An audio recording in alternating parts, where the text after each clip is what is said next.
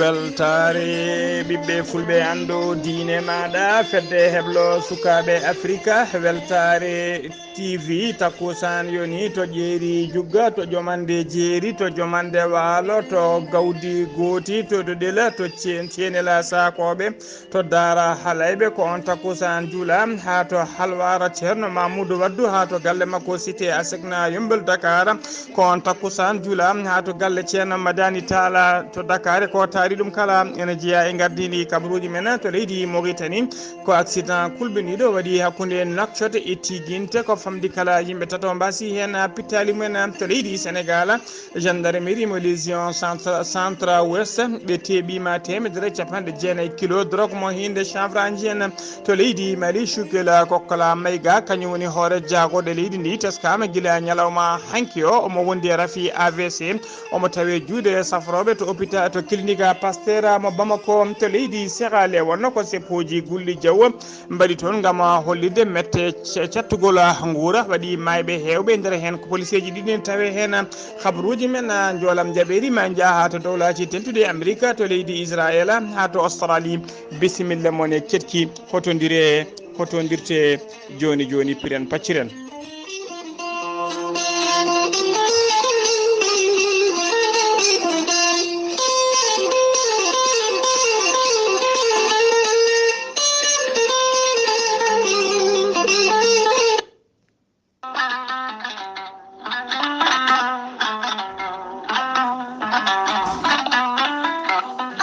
kala rafi mon jiiɗa ene jogii lekki kene safra ɗuma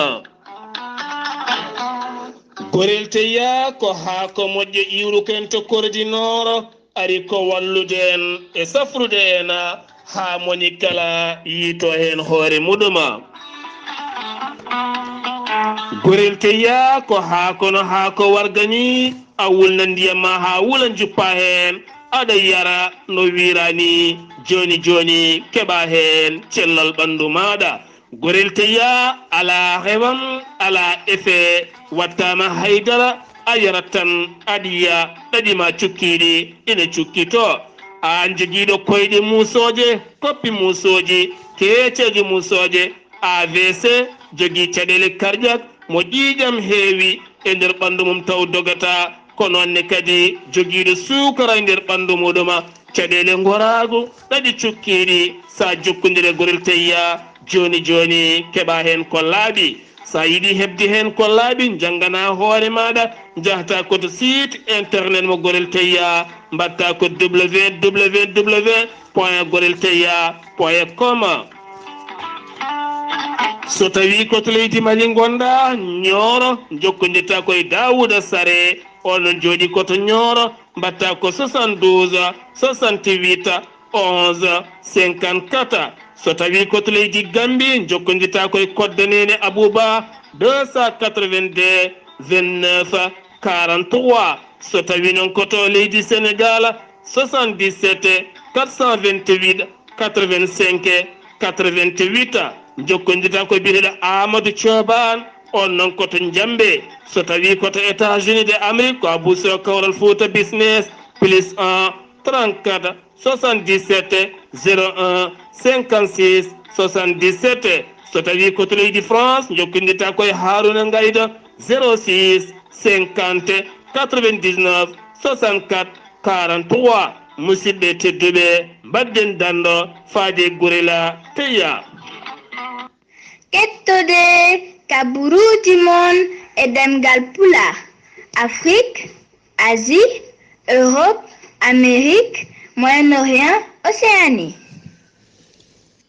jam ñalle moon musidɓe tedduɓe eɗen goni dewo sappo e nayyi lewru juko hitande ujunnaje ɗiɗi e nogas ɗiɗi habaruji men e ɗemgal pulaar e sawto he ko musidɗo moon sehil moon Ghalii Abuu Bah to karallagal ha mbawon yiide en to banggue YouTube ko meñi men sehil men Saydou Abou Bah hono mbiruɗen e gardini kabaruji men koto leydi Mauritanie puɗɗoɗen ñande aljuma ɓennuɗo ko accident musɗo waɗi e dow lawol hakkude Nouakchott faade Tiguinte yimɓe tato kawri hen la jala yimɓe nayo wonɓe teskama mbarmi hen accident o noon waɗi ko tolno wuro witengo Rayana ene tawe to PK 71 to banggue worgo Nouakchott to accident o noon ko oto mo toyata mo hinde Corolla kañum felbodiri e oto goto Mercedes élégance ha joni kabaruji men ɗemngal Pulaar to leydi Mauritanie ha joni jeena ha to Chami toon ko camion remorque woni tigui wiyete grand porteur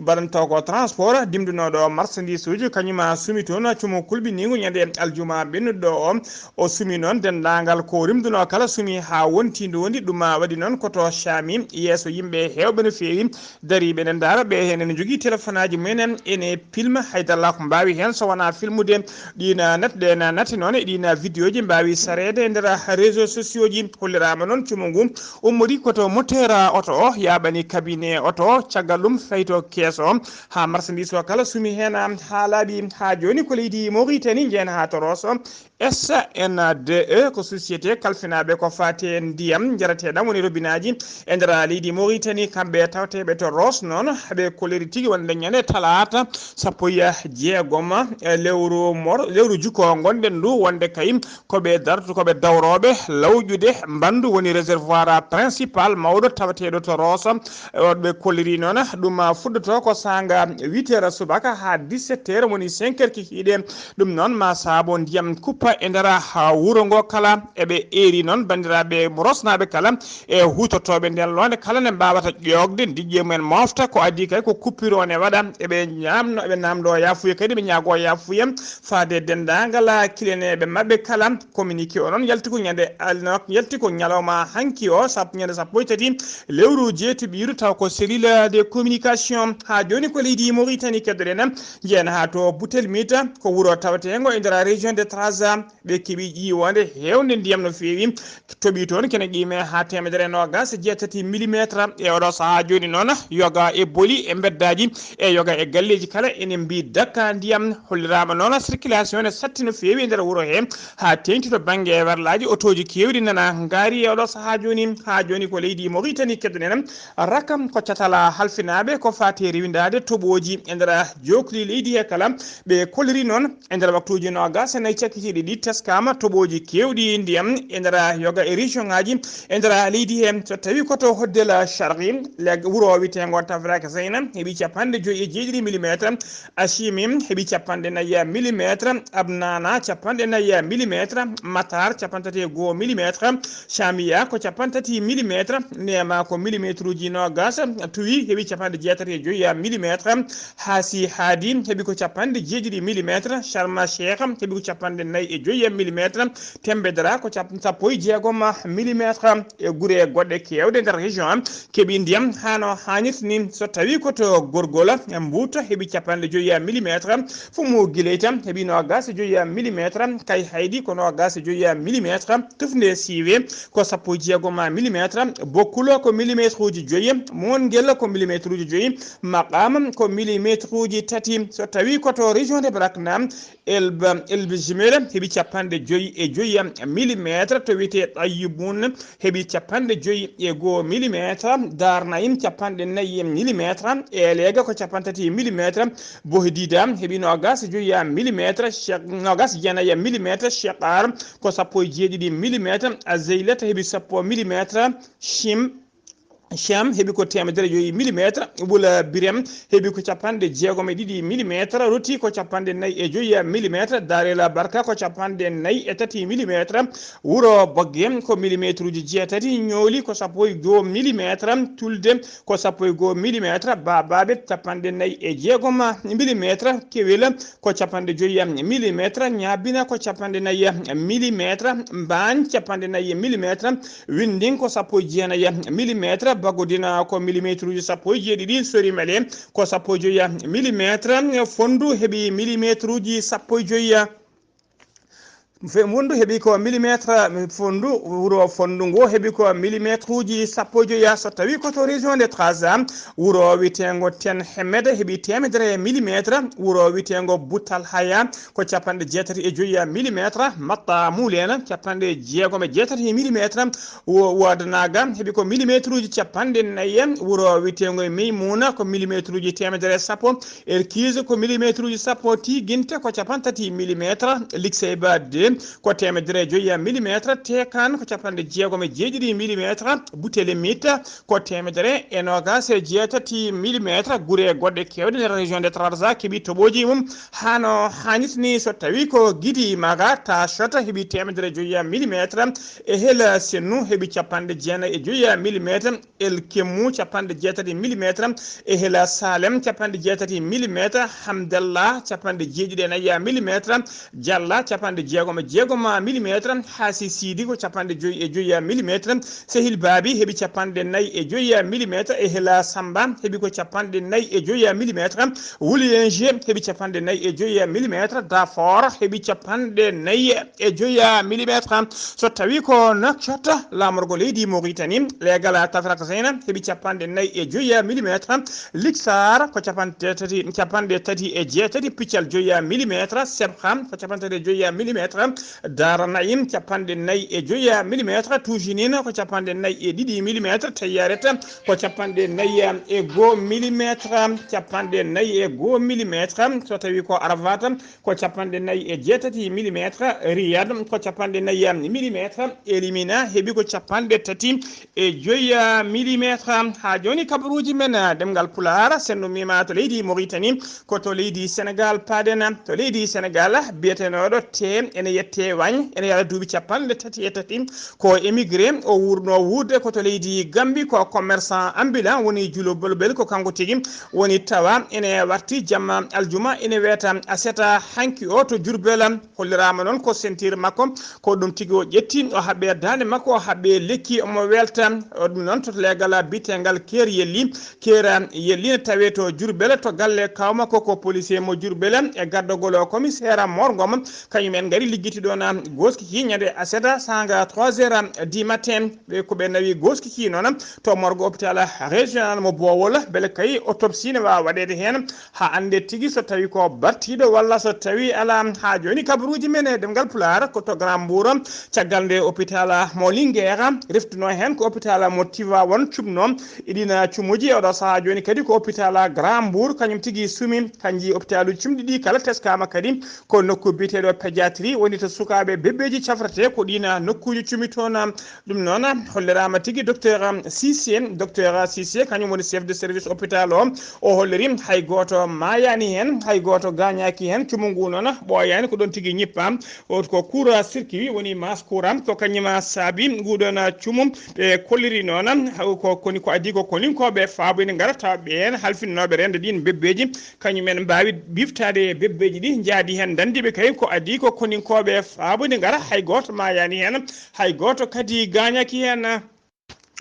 kabaruji men e ɗemgal Pulaar ha joni to leydi Sénégal trafiquant drogue gendarme trafiquant drogue goto taw ko mawɗo no fewi gendarmerie halfinaɓe ko fate nden kam e kisala mo leydi Sénégal mbawi teɓade mom ɓe tawrimo noon omo jogui temedere e capanɗe jeenayyi kilo drogue mo hinde chanvre indien ko gendarme aɓe noon wonɓe less yimani lieutenant colonel Aliouna Diop kañum woni commandant de la région centre ouest ko kañumen teɓimo e oɗo saaha joni lesgoji jaaji nana uddite hen beele kay ɓe mbawa teɓade dendagal réseau kala ha joni ko leydi Sénégal keddoɗen jeen ha to Colobane direction terre woni direction terrain express régional ɓe bayini communiqué e hella makko tutere hollirde noon wonde passerelle tawteɗo to Colobane koko udda oɗo saaha joni wonande public hutortonoɓe oɗon passerelle ɓe kolliri noon ko pour des raisons de sécurité addani ɓe uddude oɗon passerelle ha nouvelle ordre siftinde on noon guila talata ɓe nutto on ko camion camion goto dimdinoɗo marchandise ha ɓurti kay to haadde to fonno haadde ɗon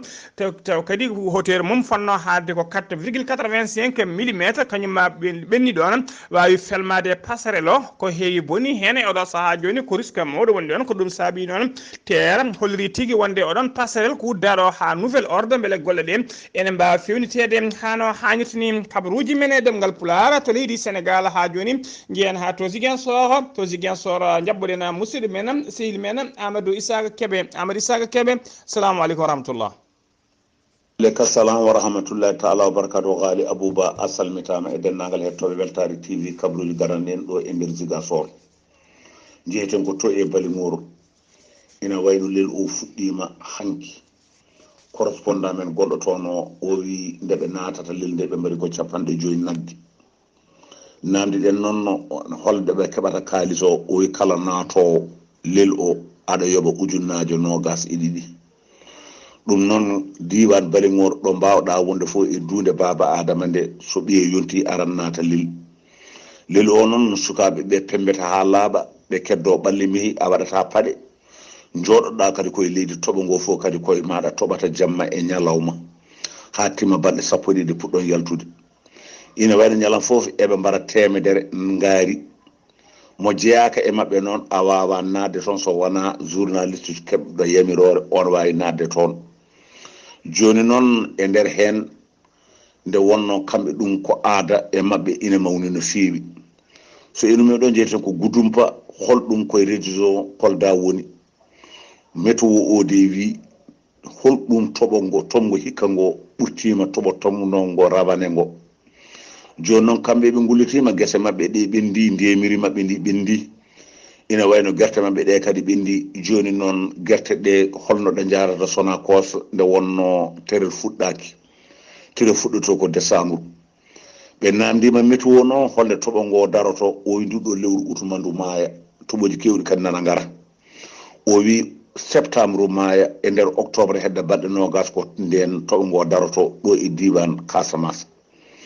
so enumima ɗon eɗen gandi immigration clandestin o ina wayno kadi o fuɗɗitima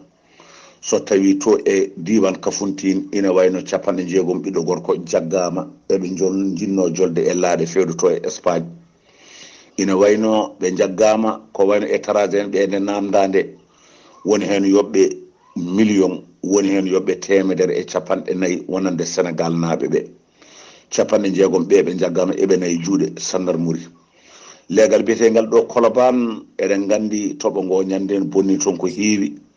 joni noon ɓe gullitima yo dottoreɓe mbaw fabade ɓe rafiji ina keewi gila nadde e mabɓe ko ɓuuri yawde e yaccade nde wonno eɗen gandi so toɓo yawti tan ko rafiji ndewata hen ɗum woni gurdam ko ɓuuri yawde yaccade beele gurdam mabɓe ina wawa fewde ɗeɗo balɗe eɗen gandi météo wino ma toɓo ngo darto seeɗa ina wayno o wi kadi ɗeɗo balɗe ma toɓo ngo jippo e Casamance e diwan Casamance e dennangal leydi ndi ko ɓuuri fof ɓuuri noon wonde ko diwan funnague to e Matam walla diwan Podor ma toɓo ngo toɓo toon ko ɓuuri hewde ɗum noon weltare TV musidɗo men Ahmad Issa Kebe gorko mbotto kabaruji ɗo fo ɗo e radio Ziga FM jokkornirde e Ghalii Abuu Bah e sukaɓe Afrique yallah ko walde jaam. Allahumma amina seydi Kebe golle ma jooɗi peewi sono mima to Ziguinchor koto leydi Mali paaɗena laamu transition go leydi Mali ɓe kolliri tigui wonde oɗo saaha joni pamodiral heɓama hakkude mabɓe e MONUSMA ɓe kolliri ɗon ko à partir de altine janggo 15 lewru juko hitande ujunnaje 220 ma ɓe ɓamtu ko fate rotation woni ya garta ɗiɗon contingent ji taw ko dadiɓe MONUSMA mission de l'ONU e Mali woni MONUSMA ko ministère mabɓe noon des affaires étrangères mo leydi Mali kañuma rokkiri kabaru gila asata hanki 13 lewru juko hitande ujunnaje 220 rotation noon woni ya gartamo koninkoɓe MONUSMA mbaɗanno nder leydi he koko dartina joni kene wona lewru gila kayi nde koninkoɓe leydi Mali ɓe teɓino 49 militaire Côte d'Ivoire naɓe ne joguiti ha teddi to Bamako tawa hay mission goto alamoɓe tawriɓe gila nden noon oɗon rotation koko dartino e oɗo saaha joni noon pamodirala heɓama ma rotation wattu taw noon koye condition ngaji ɓuuri tengtude noon e ɗina condition ngaji kala rotation mbaɗo hay sinno kayiɓe en fotɓe wadde rotation mbawi habrude laamu leydi Mali maare oya kadi to ardiɓe munisma ɓen kadi dokka yamirore mbawa wadde enregistré e dossier ji mumen andude kay wonde won rotation ummiɗo ha joni kabaruji men e ɗemgal Pulaar to leydi Mali ha joni laamu transition ngu leydi Mali ɓe kolori tigui wonde ɓe jooɓi ñamale ɓe ndemetno ha laaɓi ceera e oɗo saaha joni tawi ɗon leltinoɗe na ñamale walla saabino ɗum ko sanction ngaji ɗi CEDEAO fawno e nder leydi Mali hono ministre mabɓe de l'économie o holliri tigui fate dede extérieur moɓe ndewetno ene qimetno ha capanɗe jeetati e joyyi piccala goo taw ko milliard franc CFA ɓe jooɓi ɗum ha laaɓi ko fate dette de marché et mise par syndication ɗum ene qimetno ha capanɗe jeegom milliard ɓe jooɓi ha laaɓi e ñamale goɗɗe foof koɓe jooɓi e oɗo saaha joni ene qime ha temedde sappo joyya milliard taw ko franc CFA ɓe jooɓi ɗen ñamale ha laaɓi ceerra ha joni ko leydi Mali keddoɗen Cukel Kokola Mayga kañum woni hoorejo jagorɗe leydi Mali guila ñalawma hanki o noon tawi juuɗe safroɓe caggal nde o yani rafi biteɗo AVC e oɗo saaha joni noon docteur eɓe makko koliri tigui ko tampere saabi ɗum saabu ɓe koliri fodde lebbi 14 hande omo liggo tawi kadi wondani e foftere ko ɗum saabi noon haw heeɓi oɗo rafi kamɓe docteur eɓe noon ɓe namdiɓe dokkimo repos forcé woni tigui ala yo fofto alay saguela ɗum noon ɓe koliri wonde fuɗɗito golle makko ko yontere daratode kanko Cukel Kokola Mayga omo yaara duuɓi capanɗe jeegom e nayyi oɗo saaha joni omona antiri e nder clinique Pasteur mo Bamako oɗo saaha kala noon kanko Cukel Kokola Mayga yimɓe hewɓe ne critique mo ne ñingama no fewi ha tengti noon e ɓen yimɓeɓe wonduno hanki e sa ngal ɗo catala bitegal M5 RFP woni mouvement de 5 juin rassemblement des forces patriotiques ha joni ko leydi Mali keddoɗen hono général des brigades Daouda Ali Mouhammedine ko kañum woni ministre de la sécurité et de la protection civique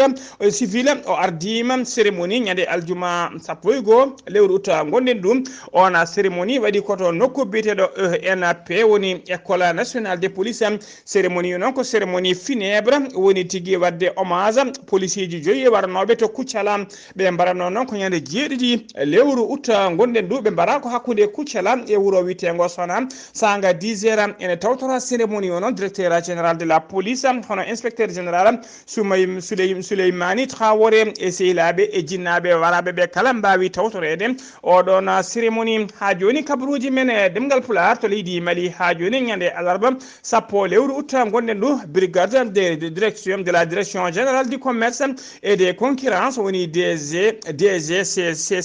ɓe jippima e jeehe ɓe jippima e nder jeehe woni nder jeereji tawateɗi nder Bamako lamargo leydi ndi ɗum noon ko caggal jonde jagorɗe jooɗi noon ɓe jewti e nder jonde jagorɗe hollirde wonde oɗo saaha joni gurdam ne satti no fewi e nder leydi Mali ha tengti e nder Bamako cogguji kala e ha tengti e gueɗe ɓurɗe sohlede ñameteɗe cogguji mum ne ngabbi no fewi ko ɗum saabi noon kamɓe contrôleur prix ɓe mbawi jippade jeehe ɓe mbawi contrôle de yoga e dépôt ji e magasin aji ɓen yeeyoɓe en gros et demi gros kala hollirama noon hewɓe commerçant ji kewɗi ɗi nunɗani piyama PV ji saabu kaywage hormade kuule e cahier de charge cifodirnoɗo hakkude mabɓe e laamu ngu ha joni kabaruji men ɗemgal Pulaar sen numima to leydi Mali koto leydi Sierra Leone paɗen to Sierra Leone ha tengtino lamorgo leydi ndi woni Freetown teskama tigui seppoji gulɗi jaw mbaɗi toon ñande alarba ɓennuɗo ɗina seppoji noon ko yimɓeɓe hollirde mette mumen e gurdam cattudam no fewi oɗo saaha joni gurande satti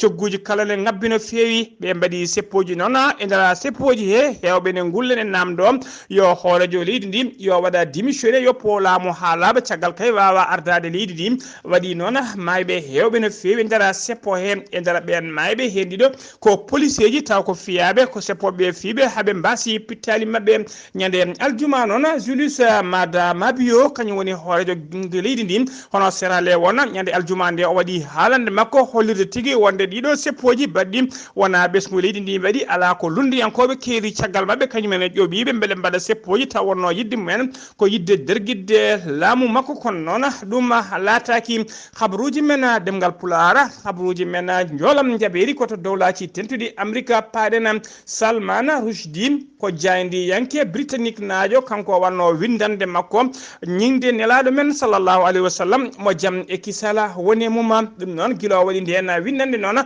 faade oɗo saaha joni hay sinno o ɗanima ko guel gotel o ɗanorto saabu kay gurdam makko koye danger woni ñande aljuma ɓennuɗo sappo e ɗiɗi lewru utta gonɗen ɗum e saaha o wonno hebnarade yaade tawtoriyede festival littérature baɗɗannoɗo sara New York ko ɗon tigui deke sagata gorko goto koko tewnima ko on tigui bettimo fimo labɓe kewɗe no fewi o gañi hen gañande musse no fewi ha sikka ko mayɗo ko hélicoptère uji ko laaɗi gardimo ɗon mbawi nawdemo to cuuɗi cafriɗi teskama tigui guila nden noon wonno tigui ko juuɗe safroɓe omo tampuno no fewi ma wallitino to banggue fofago tugui hanki jamma noon faade oɗo saaha joni hollirama tigui o fuɗɗima semmorde ɓe cengti machine ngaji ɗi o fofiranno e oɗo saaha joni o watti fofande fofago hoore makko tawa wallitaka to banggue fofago ɓe kolliri tigui wonde kadi o watti yewtude seeɗa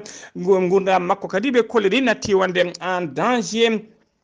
juuɗe makko noti wonde en danger hollirama noon wonde nde hollirama noon ko gañiɗo gañande musɗe no fewi omo gañi e dande omo gañi e junggo kadi omo gañi e yeeso hewɓe kadi enen jakori ya taw gañande nde jogorani ɗokkiɗindemo kanko noon kanko baɗɗo ngal ɗon baɗal noon omo wiye piiɗomo labɓe o jinnoɗo yoɓade fittade makko wiyete ko haadi matara noon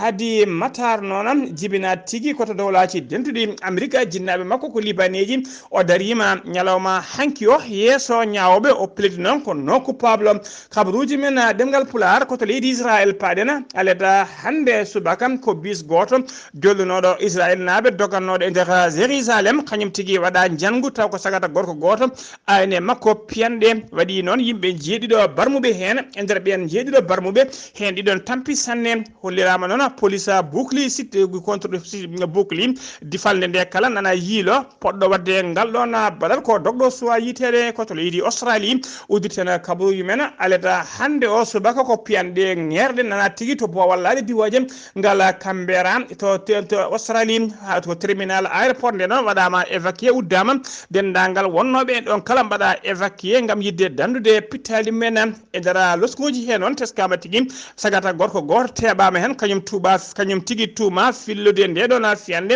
hay goto noon mayani hen hay goto gañaki hen andaka kadi holko saabi ko nde ɗon fiyande ne fella e nder bowallade diwoje ngal Canberra musidɓe tedduɓe gasi ha laaɓi ceer ko ɗum ɗo wonno ko min tonga noon kabaruji men e ɗemgal pulaar e sawta he ko musidɗo moon sehil moon Ghalii Abuu Bah to karallagal ko Saydou Abou Bah ñalawma janggo ma en ketto musidɗo men sehil men Sara Blay sa ketkimalaki jaam yo jaam Allah jogomi jogo on.